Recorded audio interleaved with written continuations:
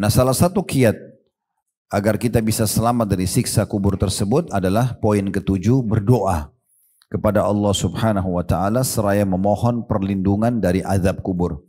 Jadi kalau kita lihat poin ini sebenarnya penulis ingin mengerucutkan bukan umumnya doa, tapi ada doa yang berisikan tentang penyelamatan dan permohonan agar selamat dari siksa kubur. Namun sebelum kita jauh membahas tentang masalah poin demi poin dari doa yang dibaca sebelum salam dan di tahiyat terakhir, dari rinciannya cukup banyak permintaan doa di situ yang Nabi SAW ajarkan dan akan kita rincikan satu persatu insya Allah. Dari minta selamat dari siksa kubur, dari api neraka, selamat dari fitnah Masih Dajjal, selamat dari fitnah kehidupan dan kematian, selamat dari segala macam dosa dan terlilit utang. Nanti ini akan kita rincikan satu persatu insya Allah, tapi mungkin kita akan ringkas karena ini setiap satu doa ini saja sudah memiliki tema tersendiri. Mungkin kalau mau dibahas panjang lebar bisa sejam atau 2 jam untuk satu jenis permohonan pelindungan di sini. Tapi kita coba akan gabungkan ke 6 atau 7 doa ini di dalam satu pertemuan kita. Mudah-mudahan yang penting ibu-ibu dan bapak sekalian bubar dalam kondisi sudah memahami tentang bahayanya apa yang sudah Nabi SAW minta kita berlindung darinya. Supaya jangan kita termasuk orang yang terkena siksa tersebut. Namun sebelumnya karena kita bicara masalah doa, masih banyak di antara muslimin yang terlalu menganggap remeh doa ini. Seakan-akan doa itu adalah sesuatu yang biasa saja atau mungkin hanya digunakan kalau urgen saja. Kalau sudah darurat sekali baru berdoa. Kalau sakit misalnya, dia lebih pentingkan untuk pergi ke dokter dan konsultasi sama dokter, dari dokter ke dokter. Nanti kalau sudah mentok dokternya udah nggak ada yang bisa obatin, baru dia sholat tahajud, baru dia berdoa. Baru dia pergi umroh, berdoa di depan Ka'bah, baru dia gunakan ya antara azan dan iqamah, baru dia bertawasul dengan amal-amal saleh, bersedekah dengan niat misalnya masalahnya selesai. Padahal penempatannya keliru ini. Ini seperti fazal yang harusnya kita letakkan justru berdoa dulu, baru kemudian kita ikhtiar secara manusiawi. Dijamin dengan izin Allah Subhanahu wa taala Bapak Ibu sekalian, kalau Anda sebelum berobat ke dokter, berdoa dulu, semoga Allah Subhanahu wa taala sembuhkan melalui perantara dokter dan obat yang akan kita datangi dan kita konsumsi. Didatangi dokter dan kita konsumsi obatnya, maka dipastikan insya Allah akan sembuh. Tapi permasalahannya kita tidak pernah melakukan atau jarang melakukan ini. Makanya dalam Islam kita dianjurkan berdoa sebelum aktivitas.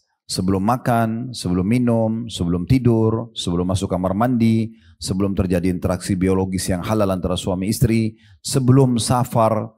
Semuanya dibaca sebelum aktivitas agar betul-betul kita berkomunikasi dengan Sang Pencipta Allah dan minta agar Allah mudahkan apapun yang akan kita ingin kerjakan. Kalau itu kebaikan Allah berkahi, kalau itu dosa maka Allah selamatkan kita dari bahayanya. Nah itu pentingnya doa. Oleh karena itu ibu-ibu dan bapak sekalian harus faham baik-baik, doa ini bukan dianggap seperti sesuatu yang digunakan kalau diperlukan saja. Tetapi kita harus balik persepsi kita, kita sangat butuh dengan doa. Karena doa hakikatnya adalah curhat dengan Allah. Inilah curhat dengan Allah, bagaimana kita menyampaikan apapun yang kita inginkan, apakah itu dipertahankan nikmat yang sedang ada, atau misalnya kita dikeluarkan dari satu mara bahaya yang berbahaya. Nah itu poinnya. Oleh karena itu kita harus menganggap ini kebutuhan. Ya. Kita harus merasa ini perlu untuk kita lakukan. Bahkan berdoa lebih kita butuhkan dari semua aktivitas kita. Berdoa lebih penting daripada kita makan pada saat lapar, lebih penting daripada pada saat kita minum, ya, kita minum daripada pada saat kita dahaga, lebih penting berdoa daripada minum pada saat dahaga. Lebih penting juga berdoa daripada minum obat pada saat sakit atau tidur pada saat capek atau letih. Karena doa ini akan mendatangkan keberkahan. Makanya Nabi SAW ajarkan luar biasa, dari bangun tidur sampai tidur lagi penuh dengan doa. Ya, semuanya diikuti dengan doa dan bukan satu dua jenis doa. Mau tidur aja itu ada banyak sekali. Ya, ada mungkin sekian banyak bahkan belasan doa yang dibaca. Bangun tidur juga seperti itu. Ya, mau keluar rumah dengan variannya yang sangat banyak dengan tujuan agar kita tidak pernah melepaskan diri dari doa. Ingatlah Bapak Ibu sekalian, kalau sedang ada nikmat yang ciptakan kita Allah, yang ciptakan nikmat itu Allah, kesehatan, keturunan, pasangan hidup, pendapatan, apa saja. Yang ciptakan semua itu Allah dan yang bisa pertahankan hanya Allah.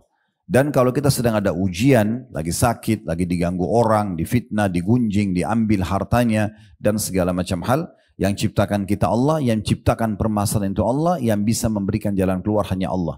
Maka tidak ada uzur, tidak ada alasan buat kita tidak berdoa. Tidak ada alasan juga untuk menerlambatkan doa, mengatakan nanti saja. Kalau sudah darurat, sudah kepepet, kalau sudah tidak ada jalan lain baru berdoa. Ini keliru. Makanya kata Nabi SAW dalam sebuah hadis yang mulia, kenalilah Tuhan kalian. Maksudnya sering taat dan berdoa kepadanya di saat lagi lapang, maka dia akan mengenali kalian di saat kalian sedang sempit. Jadi siapapun yang ingin doanya diijabah pada saat sedang ada puncak-puncaknya masalah, maka dia harusnya pada saat lagi sehat, lagi tidak ada masalah, sering berdoa. Dan saya titik beratkan di awal pembukaan kita, ibu dan bapak sekalian berdoa kepada Allah agar minta dipertahankan nikmat, itu jauh lebih afdal daripada perminta permasalahan diselesaikan. Jadi misalnya kita berdoa, ya Allah pertahankan kesehatanku ini misalnya, atau kebahagiaan rumah tanggaku ini, atau kebaktian anak-anakku atau baktinya anak-anakku misalnya, atau semangatku dalam menuntut ilmu, atau semangatku dalam ibadah, atau apa saja, atau rezeki yang sedang engkau limpahkan, atau usaha yang sedang engkau bukakan. Kita minta semua itu agar Allah pertahankan dan berkahi. Itu jauh lebih afdal, lebih besar pahalanya, dan juga berefek pada apa yang sedang kita lakukan dan sedang kita nikmati dari nikmat, dibandingkan nanti sudah sakit baru minta kesembuhan, atau bangkrut lalu minta supaya dilunasi utangnya sama Allah. Ini yang kedua boleh, tetapi tetap yang awal lebih afdal. Dari sini kita harus garis bawahi, berarti tidak ada alasan untuk tidak berdoa. Jadi Bapak Ibu sekalian, usahakan doa ini seperti sesuatu yang sangat kita butuhkan. Bahkan ulama salaf rahimahumullah dulu, mereka tidak pernah menyanyiakan momen apapun kecuali diikuti dengan doa. Jadi selain doa yang terikat dengan waktu dan tempat seperti doa kamar mandi, mau masuk kamar mandi, keluar kamar mandi, itu kan terikat dengan waktu dan tempat. Doa mau tidur, doa bangun tidur, doa mau makan, habis makan. Mereka tetap memaksimalkan waktu berdoa walaupun tidak berhubungan dengan waktu dan tempat.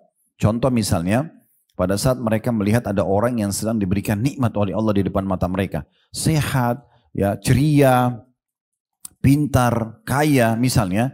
Mereka tidak lewatkan momen itu kecuali mereka berdoa sambil mengatakan, ya Allah berkahilah orang ini dan berikanlah aku seperti dia atau lebih. Jadi mereka tunggangi keadaan kelebihan orang justru untuk berdoa. Begitu juga pada saat mereka lihat satu kekurangan dari orang lain. Ada orang masih terjerumus dalam maksiat, belum tutup aurat, pendapatannya masih haram, ugal-ugalan, segala macam lah yang dia lakukan yang buruk, atau punya kekurangan fisik. Maka juga mereka tunggangi justru untuk berdoa kepada Allah agar diselamatkan dari apa yang menimpa orang tersebut. Jadi para ulama menjadikan doa ini luar biasa sebagai satu senjata yang terkuat, ya, dan inti daripada ibadah yang mereka kerjakan di setiap aktivitas mereka. Karena Nabi SAW mengatakan ad-doa huwal ibadah. Doa itu sebenarnya inti daripada ibadah. Kalau Bapak Ibu sudah suka sekali dengan doa, berarti Bapak Ibu akan suka semua jenis ibadah. Tapi kapan kita tidak suka dengan doa atau malas-malasan, berarti yang lain juga akan malas-malasan, otomatis. Orang tinggal minta dan Allah Subhanahu wa taala tidak butuh perantara. Kita kalau mau ketemu dengan seorang raja atau presiden, kan kita butuh perantara. Ngajukan surat permohonan, ikutin protokol yang ada, ikutin jadwal yang ada. Allah Azza wa Jalla sang pencipta alam semesta ini tidak butuh semua itu. Tinggal hadap kiblat, baca alhamdulillah wassalatu wassalamu ala rasulillah, panjatkan hajat kita. Dan Allah itu maha mendengar doa-doa hambanya. Dalam banyak hadis diantaranya kata Nabi SAW dalam hadis yang sahih, tidak ada seorang muslim yang berdoa di muka bumi. Tidak ada seorang muslim yang berdoa di muka bumi ini kecuali Allah ijabah. Pasti diijabah. Hanya saja melalui salah satu dari tiga tahapan. Bisa Allah berikan langsung. Ibu dan bapak berdoa, ya Allah sembuhin saya. Ya Allah berikan saya makanan, minuman, pakaian, pasangan hidup, pekerjaan, apalah segala macam. Allah kasih langsung. Tapi pemberiannya Allah ini melalui sistem yang Allah ciptakan. Yang biasa kalau Bapak Ibu dengar sunnatullah. Ya, sistem yang Allah buat ya. Jadi kalau misalnya kita lapar nih, Bapak Ibu bilang, ya Allah hilangin lapar saya. Tidak spontan laparnya hilang. Ada sistem yang Allah buat. Kita bisa bertemu dengan orang yang memberikan kita makan, atau kita punya ide mau makan makanan tertentu, atau termudahkanlah kita dapat makanan lalu kita mengunyahnya dulu, dikunyah, digigi, dengan gigi ditelan melalui tenggorokan, masuk di usus, diproses, baru laparnya hilang. Itu namanya sistem sunnatullah. Jadi ada prosesnya. Ya kalau obat dokter itu ada dosisnya kan gitu. Nah itu harus difahami. Maka bisa diberikan langsung pada saat itu, atau Allah hilangkan sesuatu yang berbahaya yang setimpal dengan doa dia. Kalau dia berdoa kebaikan, maka Allah mungkin keburukan yang akan menimpa dia, lalu Allah hilangkan keburukan tersebut karena doanya. Atau akan disimpankan yang ketiga, yang dia panen dalam bentuk pahala pada hari kiamat.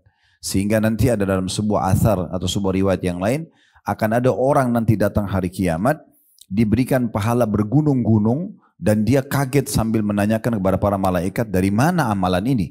Maka para malaikat mengatakan, ini adalah dari doa-doamu yang belum kamu dapatkan ijabahnya di dunia.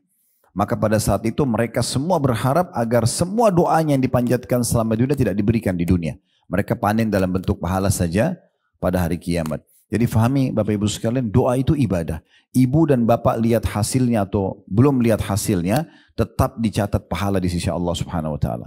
Dulu apa masalahnya? Hanya tinggal minta, hanya tinggal merengek, hanya tinggal manja dengan Allah. Kenapa kita tidak mau? Kenapa kita anggap remeh? Bahkan banyak di antara kita masuk masjid seperti ini saja masih belum tahu doanya.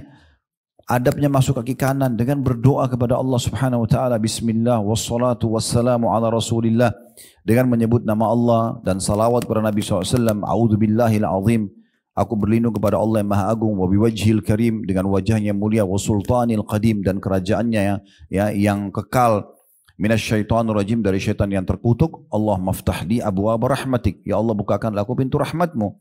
Rahmat artinya meliputi pengampunan dosa, peninggian derajat, pemenuhan kebutuhan, dan juga solusi dari permasalahan-permasalahan hidup. Susahnya apa? Tinggal masuk masjid kaki kanan baca doa. Kalau tidak bisa hafal sepanjang itu, tinggal baca bismillah wassalatu wassalamu ala Rasulillah, Allah maftah li abwaab rahmatik, ya Allah bukakan aku pintu-pintu rahmatmu. Itu sudah cukup. Tapi meminta rahmat ini ruginya apa? Daripada ibu dan bapak masuk masjid seperti ini, 1 jam duduk, ya tidak dapat apa-apa kecuali keutamaan majelis ilmu saja. Itu mungkin dapat kalau bapak ibu ikhlas. Tetapi bisa ditambah dengan mendapatkan rahmat Allah hanya dengan doa. Betul juga nanti pada saat keluar, ada adabnya dengan kaki kiri. Baca juga bismillah wassalatu wassalamu ala Rasulillah, dengan menyebut nama Allah dan salawat serta taslim untuk Nabi Muhammad SAW. Lalu kita berdoa, Allah maftah di abwaab fadlik, ya Allah bukakan untukku pintu-pintu karuniahmu, pintu-pintu rezekimu. Allahumma asimni minasyaitonir rajim, dan selamatkan aku dari semua godaan syaitan yang terkutuk. Nah ini kita baca, itu contohnya saja. Jadi cukup banyak doa-doa yang dianggap remeh. Sudahlah, kan cuma doa masuk masjid, keluar masjid, itu kan cuma sunnah. Padahal dia tidak pernah tahu seberapa besar efek doa itu pada hidup dia. Mungkin dia minta rahmat 1 kali masuk masjid, rahmat itu bertahan sampai 1 tahun atau 10 tahun ke depan. Mungkin dia minta rezeki pada saat keluar dari masjid, itu Allah pertahankan 1 tahun atau 10 tahun ke depan. Tidak ada batas daripada pemberian yang Allah SWT akan berikan kepada hambanya, karena Allah berfirman, innallaha yarzuqu man yasha bighairi hisab. Allah itu kalau sudah memberikan rezeki pada hambanya, tidak ada hitungannya lagi. Tidak ada batasnya. Bukan kita minta, ya Allah kasih saya kesehatan, Allah cuma kasih kesehatan. Tidak, Allah bisa kasih kesehatan, Allah kasih kegembiraan, Allah kasih kebahagiaan, Allah kasih pasangan, Allah kasih keturunan. Jadi satu kita minta, Allah kasih dengan banyak sekali jawaban. Ini sudah disepakati oleh jumhur ulama, tidak akan pernah Allah Azza wa Jal dimintai satu lalu Allah kasih satu. Umumnya Allah akan kasih lebih daripada apa yang dia minta. Yang penting dia masih mau minta kepada Allah Subhanahu wa taala. Ini kurang lebih pembukaan yang harus difahami tentang masalah doa. Baik, kita tambahkan Bapak Ibu sekalian dengan poin-poin secara ringkas saja ya, yang menyebabkan doa diterima. Jadi supaya doa kita mustajab. Yang pertama ikhlas, karena semua ibadah harus ikhlas karena Allah. Jadi kalau sudah terlintas di benak, di hati ibu sekalian dan bapak, itu orang yang di sebelah saya melihat saya lagi berdoa, maka saya perpanjang doanya atau perindah tutur katanya, ini semua dari syaitan. Ya, baca a'udzubillahi minasyaitonir rajim, jangan sampai diikutin ya, supaya ikhlas. Dan kata Nabi SAW dalam hadis riwayat Abu Dawud, innallaha la yaqbalu amalan illa makani khalisan liwajhi. Allah tidak akan terima amal kecuali yang ikhlas karenanya. Jadi harus ikhlas Bapak Ibu sekalian baru bisa diterima. Kemudian yang kedua, ya, tidak tergesa, ini memuji Allah. Yang kedua memuji Allah. Jadi baca minimal alhamdulillah, minimal. Ya. Ibu bilang misalnya Bapak sekalian, alhamdulillah, baru kemudian yang ketiga baca salawat kepada Nabi SAW. Wassalatu wassalamu ala Rasulillah. Itu minimal. Umar bin Khattab radhiyallahu anhu mengatakan, Siapa yang tidak membaca salawat untuk Nabi SAW, maka doanya terhijab, tidak akan diterima. Jadi kita minimal baca Alhamdulillah, baru kita bilang wassalatu wassalamu ala Rasulillah, lalu baru Bapak Ibu sampaikan hajatnya. Nah seperti itulah. Jadi yang pertama ikhlas, yang kedua memuji Allah Subhanahu wa taala. Makin panjang Bapak Ibu puji Allah makin bagus ya. Puji terus Allah. Misalnya, ya Allah, zat yang telah mengizinkan untuk mengangkat tangan untuk berdoa ini, yang memudahkan lisanku mengucapkan tutur kata ini. Ya Allah yang telah memberikan aku umur sampai umur sekian misalnya, yang memberikan aku ini. Kita ingat semua nikmat Allah yang besar. Pasangan hidup kah, anak-anak kah, pekerjaan kah, apalah nikmat-nikmat yang sudah kita diberikan. Sampai ulama dulu merincikan hal-hal yang kecil. Sampai memuji Allah dengan sesuap makan yang masuk ke mulutnya, seteguk air yang menghilangkan dahaganya, ya ketentraman jiwa yang dirasakan walaupun hanya beberapa saat di dalam hatinya. Semua itu dijadikan bahan pujian untuk Allah Subhanahu wa taala. Tapi kalau ya Bapak Ibu tidak terfikir itu, misalnya belum terlintas di benaknya, maka cukup memuji Allah dengan Alhamdulillah. Kemudian selanjutnya yang ketiga membaca salawat kepada Nabi SAW. Dan pernah ada sahabat masuk masjid, dia langsung bilang Allahumma gfirli, ya Allah maafkanlah aku. Kata Nabi SAW, ista'jala hadha. Orang ini buru-buru sekali. Harusnya dia memuji Allah dulu, baca salawat kepada Nabi SAW, baru kemudian menyampaikan hajatnya. Yang keempat, syaratnya agar diterima doa adalah tidak tergesa-gesa. Jadi yang pertama ikhlas, yang kedua puji Allah, yang ketiga baca salawat kepada Nabi SAW, yang keempat tidak boleh tergesa-gesa. Baik dalam mengucapkan doa itu, ataupun dalam menunggu jawabannya. Jadi kalau Bapak Ibu masuk ke, bertemu dengan satu tokoh masyarakat lah, dan Bapak Ibu kebetulan punya hajat ingin disampaikan pada orang tersebut. Coba renungi baik-baik, kira-kira seperti apa kita menyusun tutur kata kita. Kita pasti akan menyusun tutur kata yang rapi, yang bagus. Misalnya Bapak Ibu pengen utang deh sama orang misalnya ya. Kan tidak mungkin kita mengatakan, kamu kan orang kaya, kasih dong saya uangnya. Kan nggak mungkin, orang akan usir kita, siapa orang ini? Mau minta uang kok gitu-gitu caranya gitu kan. Ada orang kadang-kadang menghardik gitu ya, menyalahkan Allah. Ya Allah sembuhkan saya, ya Allah kasih saya begini dan begitu. Tidak ada sopan santunnya. Maka harus orang tidak tergesa-gesa dalam tutur kata dan menyusun tutur kata yang santun dan sopan, gitu kan? Sampaikan dengan baik-baik. Nabi Ayyub alaihissalam itu diuji oleh Allah SWT dengan penyakit 20 tahun. Setelah 20 tahun pun dalam Al-Quran digambarkan bagaimana adabnya dia berdoa sama Allah. Dia mengatakan, Rabbi anni massaniyaddur wa anta arhamur rahimin. Wahai Tuhanku, wahai penciptaku, engkau telah mengujiku dengan penyakit ini. 20 tahun sudah diuji sama Allah SWT yang luar biasa. Belum sembuh-sembuh juga. Tapi setelah 20 tahun dia mengatakan, ya Allah, sesungguhnya engkau telah menguji aku dengan penyakit ini, dan kamu adalah zat yang maha pengasih. Dia tidak bilang, ya Allah sudah 20 tahun nih saya sakit, tolong sembuhin saya sekarang. Gitu kan? Atau mana keadilanmu, atau apalah bahasa-bahasa yang menghardik dan menyalahkan Allah Subhanahu wa ta'ala. Tapi dia mengatakan, aku telah engkau uji ya Allah dengan penyakit 20 tahun ini, gitu kan? Tapi engkau zat yang maha pengasih. Apa maknanya? Kalau engkau ingin sembuhkan, sembuhkan ya Allah. Kalau belum aku akan bersabar. Itu adab yang luar biasa gitu ya. Dan Allah SWT zat yang maha pengasih. Pasti dia sangat tahu bagaimana memberikan jawaban untuk hamba-hambanya yang ikhlas. Nah di sini kita tidak tergesa-gesa dalam mengucapkan doa ya. Ucapan doanya dan harus dijaga adabnya. Jadi ada orang kena rutinitas ya. Ya, kalau dia sebutkan doa itu mungkin kalau kita dengar pun kita nggak ngerti apa yang diucapkan. Kayak orang yang kumur-kumur apa? Ya. Apa yang diucapkan itu? Hanya kena rutinitas saja. Sama dengan zikir habis sholat. Alhamdulillah. Ada orang kadang-kadang di sebelah saya, ikhwah duduk gitu, tangannya cepat sekali. Mulutnya pun cepat. Ini apa yang dibaca gitu? Apa yang dibaca? Kalau dia ketemu sama satu orang, tokoh masyarakat, lalu dia ngomong dengan cepat seperti itu, mungkin diusir gitu kan. Bagaimana dengan Allah SWT? Harus jaga adabnya. Di poin keempat ini tidak tergesa-gesa, masuk dalamnya tidak boleh tergesa-gesa dalam ucapan, dan menyusun tutur kata yang baik tentunya, dan juga tidak tergesa-gesa dalam menunggu jawaban. Ya, rasionalnya gini, kalau Bapak Ibu lagi kerja di satu kantor, kemudian Bapak Ibu sedang ngajukan permohonan untuk dinaikkan jabatannya atau ditambah payrollnya atau gajinya. Kita misalnya ajukan ke dirut perusahaan atau owner perusahaan, kita ajukan permohonan untuk gaji kita naik atau jabatan kita naik. Setelah kita masukkan, apakah kita akan gedor-gedor pintunya dirut itu? Mana kemarin yang saya masukkan proposal itu? Kenapa belum keluar? Begitukah caranya? Saya yakin kalau dia betul-betul mau naik jabatan itu, justru dia lakukan dua hal. Yang pertama, dia tunjukkan prestasi yang lebih baik. Ya, dari sebelumnya, dia makin on time datang, dia makin tunjukkan prestasi kerjanya. Dan yang kedua, dia tidak mendesak perusahaan untuk segera, ayo keluarkan itu. Yang penting dia sudah ajukan proposalnya. Maka akan ada penilaian. Nah, tanpa disamakan Allah dengan makhluknya, harusnya seperti itu. Ini sesuai dengan sabda Nabi SAW, yustajabu li ahdikum malam ya'jal, akan diterima doa seseorang dari kalian selama dia tidak tergesa-gesa. Lalu sahabat bertanya, wa kaifal istijal, dalam riwayat lain, wa kaifa ya'jal ya Rasulullah. Bagaimana cirinya orang yang tergesa-gesa itu? Kata Nabi SAW, yaqulu da'utu wa lam yustajabu li fatarakat du'a. Dia mengatakan, saya sudah berdoa, kemudian belum lihat jawabannya, maka dia pun berhenti berdoa. Mungkin tinggal satu kali lagi Bapak Ibu berdoa. Mungkin tinggal dua kali lagi. Maka akan diijabah. Kenapa berhenti? Sifat orang mukmin tidak akan pernah berhenti manja dan memohon pada Tuhannya sampai Allah lihatkan atau berikan kepada dia. Selama Bapak Ibu tidak minta sesuatu yang bentrok dengan sunnatullah, sistem yang sudah Allah buat, maka Allah akan kasih. Ya, seperti misalnya ini contoh bentrok sama sunnatullah. Ibu dan bapak tidak suka dengan malam, sukanya terang siang. Ya Allah hilangkan malam. Itu kan tidak mungkin. Karena sistem Allah buat malam harus ada.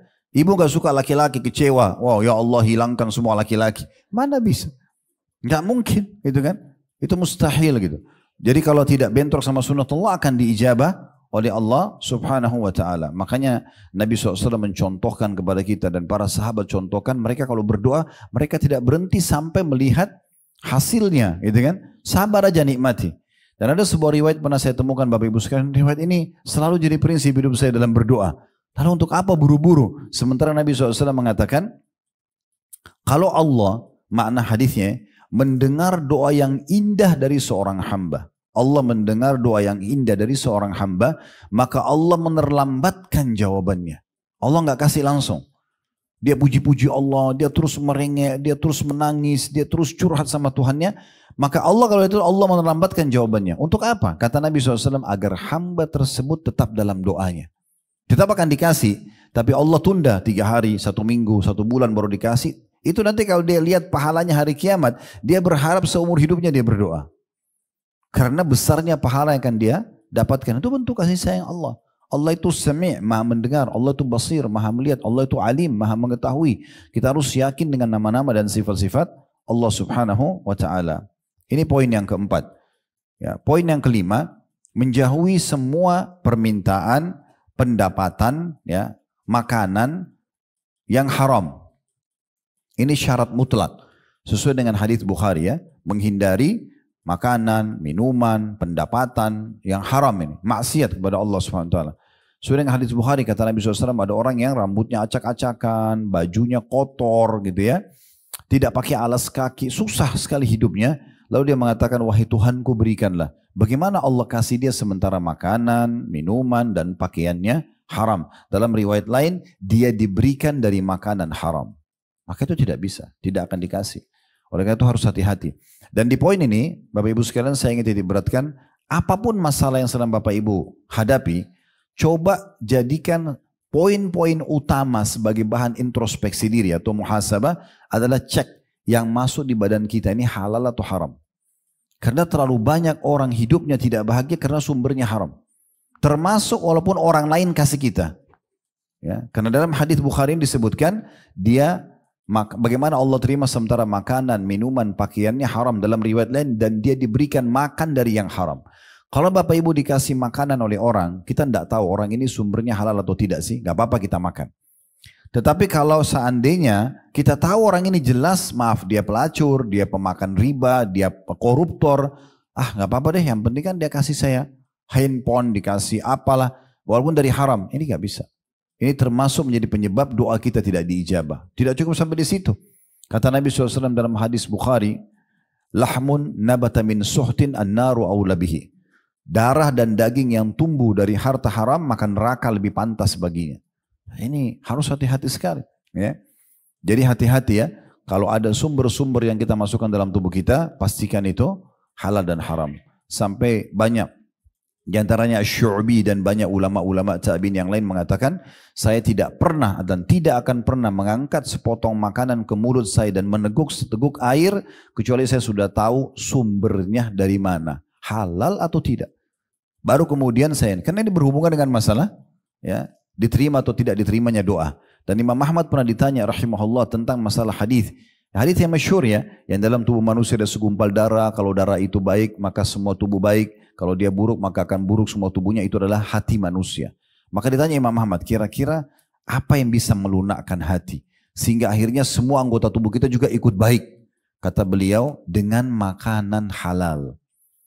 Jadi kalau makanan haram ini bisa berpengaruh juga pada ya tubuh kita. Ini penting juga untuk digarisbawahi ya. Baik, ini poin yang ke-5 tadi ya. Ya, jadi menjauhi semuanya makanan, minuman, pendapatan, bahkan yang diberikan oleh orang lain pun yang haram ya. Jangan karena kita dikasih mumpung gratis sudah nggak apa-apa deh, yang penting haram, yang penting gratis nggak apa-apa, haram ini nggak bisa, akan berpengaruh sekali. Selanjutnya yang ke-6 adalah memaksimalkan waktu-waktu mustajab. Berikut juga tempat ya, waktu dan tempat mustajab. Ini penting sekali. Memaksimalkan waktu dan tempat mustajab. Waktu mustajab banyak, antara azan dan iqamah, pada saat hujan lagi turun, ya, musafir, sepertiga malam, itu kan hadis-hadisnya sahih semua ya. Terus kemudian doa orang tua buat anak, doa anak untuk orang tua, doa muslim untuk muslim yang lain ala zahril ghaib, tidak ketemu langsung. Jadi kayak misalnya ibu dan bapak doain saudaranya atau temannya, tapi dia tidak tahu kalau kita doakan, itu mustajab doanya.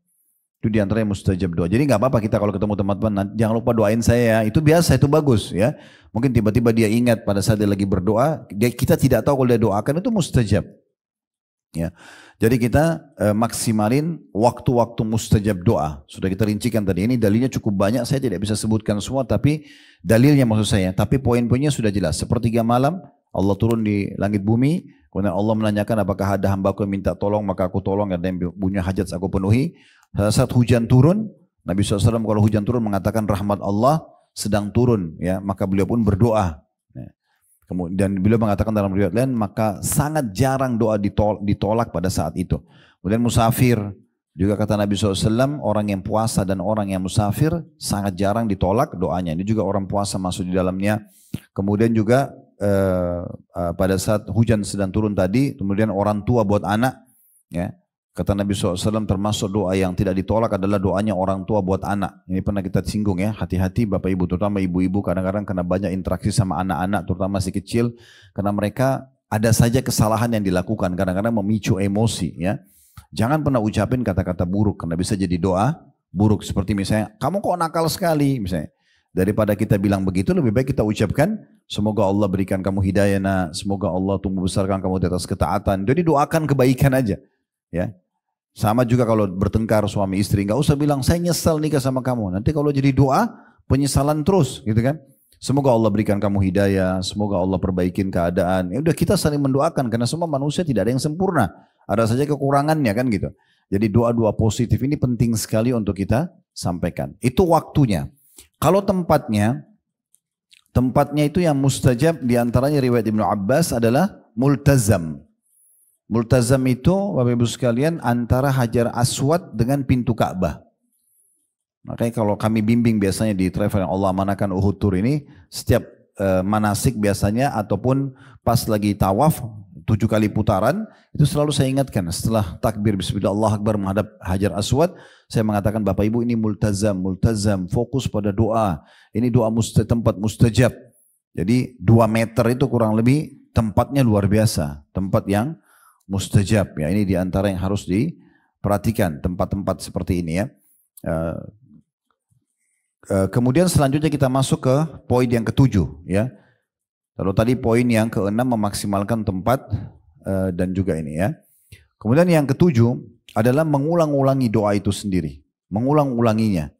Jadi pengulangan doa ini itu lebih memudahkan diijabahnya doa. Pengulangan doa lebih dimudahkan untuk pengulangan diberikan ijabah. Dan itu cukup banyak riwayat yang menjelaskan Nabi SAW seringkali mengulangi sampai 2-3 kali doa itu ya, sehingga pengulangan ini bisa ya memberikan kita ijabah. Allahu a'lam.